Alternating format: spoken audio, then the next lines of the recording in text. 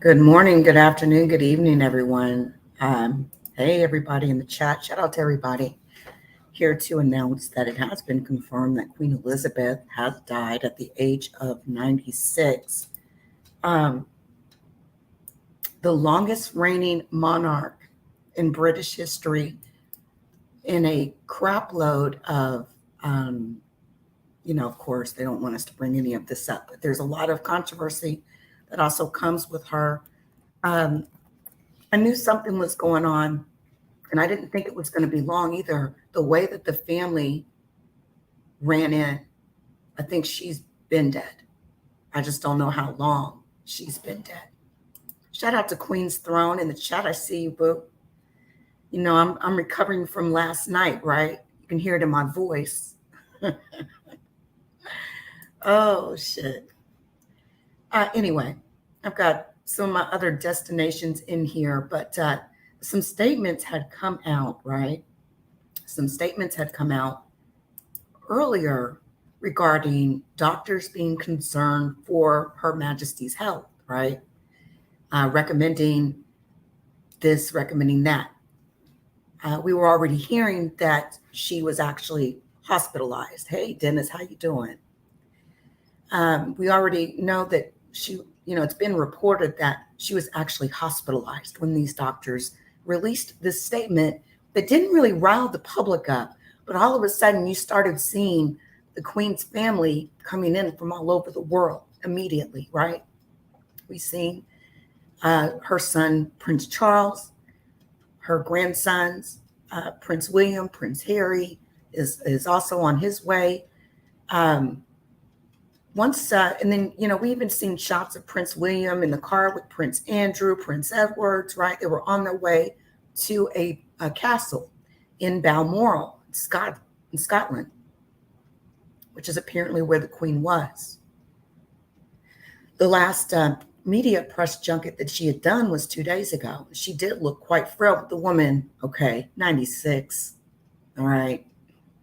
Again, she comes with a lot of controversy over the years. Many love her, many hate her.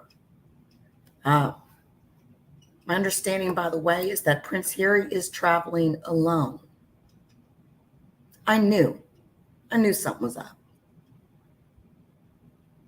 They said that she died peacefully at Balmoral this afternoon. The King and the Queen Consort will remain at Balmoral this evening and will return to London tomorrow, meaning Prince Charles and Camilla. Can you believe that? The way we watched Princess Diana, all that stuff that she went through, and remember how she said there were 3 people in her marriage? Listen, I don't think any people is more quirky and quip-lipped than the British, okay? Shout out to all you Brits. Elizabeth's eldest son, Charles, Prince Charles, aged 73, automatically becomes king of the United Kingdom and the head of state of 14 other realms, including Australia, Canada, and New Zealand. His wife, Camilla, becomes Queen Consort. Her family had rushed to be by her side at her Scottish home at Balmoral Castle. This after doctors had expressed concern about her health. She had been suffering from what Buckingham Palace has called episodic mobility problems since the end of last year, forcing her to withdraw from nearly all of her public engagements. Queen Elizabeth II, who was also the world's oldest and longest serving head of state, came to the throne following the death of her father, King George VI, on February 6, 1952, when she was just 25 years old. She was crowned in June of the following year.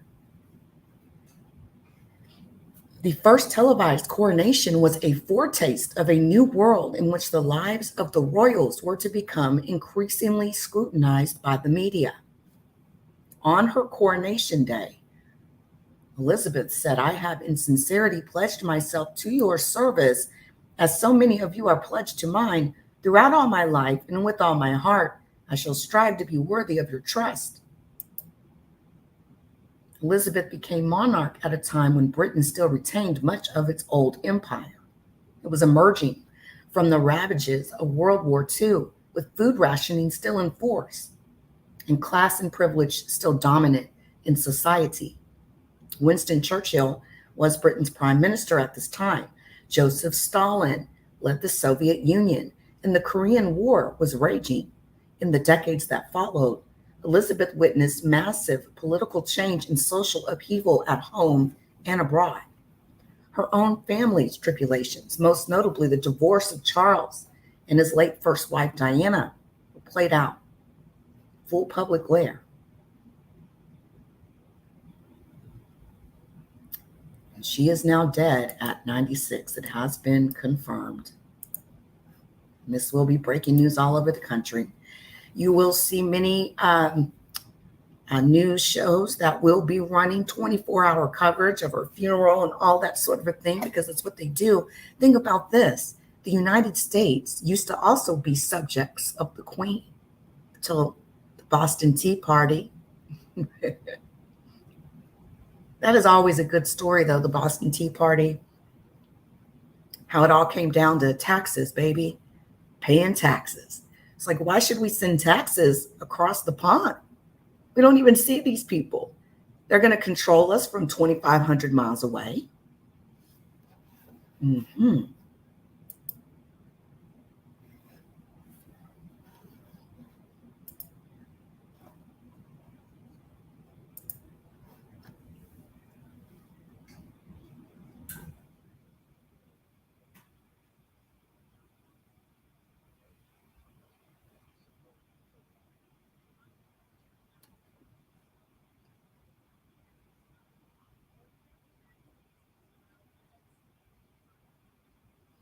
The way they got in that car, the way they got in the car when they left the airport to head over to the castle, I knew. I just don't think they had announced it is all. They're waiting for Prince Charles and his wife, Camilla, to come out. Somebody's actually coming out of the location, it looks like. Don't know if it's a royal, but again, your new king in Britain, in the United Kingdom, is now Prince Charles, who has now become King Charles. King Charles. Think how many years he's been waiting for this day, knowing that this day was going to come one day, that he would be crowned king of a country. Some wonder, what do they rule exactly? There's been a lot of talk about the whole monarch system, and some of the most jittery guards is at Buckingham Palace. If you ever did like some research, there's laws that they must follow as they guard Buckingham Palace, and people, will play with them and test them and get their head knocked off. I'm sure Queen's throne probably has quite a lot of, insight, backdoor insight into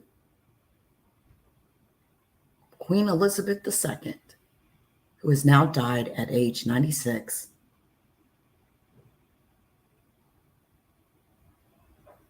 This kind of news, she was 96, right? But I don't know why these sorts of newsy moments. Hey, Third Eye, how are you? Queen. Hey.